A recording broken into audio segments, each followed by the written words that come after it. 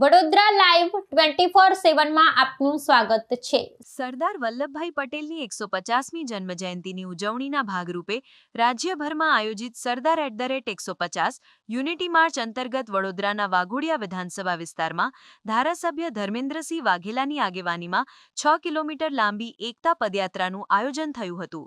એક ભારત આત્મનિર્ભર ભારતના સંદેશ સાથે યોજાયેલી આ યાત્રાનો શુભારંભ અંકોડિયા ગામના સરદાર ચોક ખાતે સરદાર સાહેબની પ્રતિમાને પુષ્પાંજલિ અર્પણ કરીને કરવામાં આવ્યો હતો। આ પદયાત્રા અંકોડિયાથી કોયલી ગામ થઈને બાજવા ગામની વાંકડ પ્રાથમિક શાળા ખાતે સંપન્ન થઈ હતી।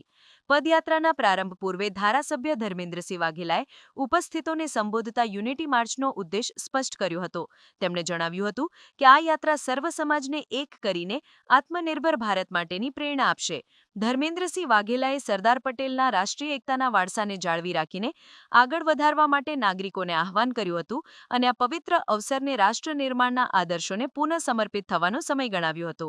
આ યાત્રામાં સ્થાનિક અગ્રણીઓ, સંગઠનના પદાધિકારીઓ, વિવિધ અધિકારીઓ અને બહોળી સંખ્યામાં ગ્રામજનો તેમજ વિદ્યાર્થીઓ જોડાયા હતા।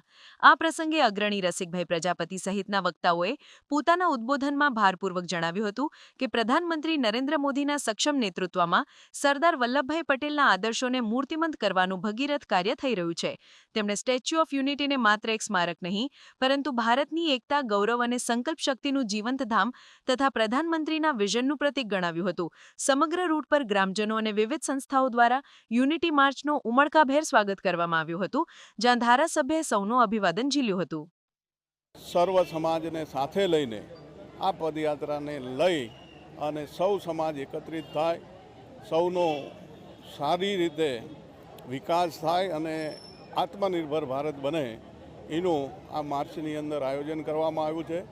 સાથે સાથે યુવાનો વ્યસન મુક્તિથી દૂર થાય અને સૌ સાથે મળીને એક સંકલ્પ કરીએ કે આપણે સૌ દેશના નિર્માણ માટે, આત્મનિર્ભર ભારત માટે એક થઈને આપણી આત્માથી સાથે રહીને આપણા દેશને આત્મનિર્ભર બનાવી એનો સંકલ્પ લેવામાં આજના દિવસે આવ્યો અને ખૂબ મોટી સંખ્યામાં સૌ લોકો આ માર્ચની અંદર જોડાય છે।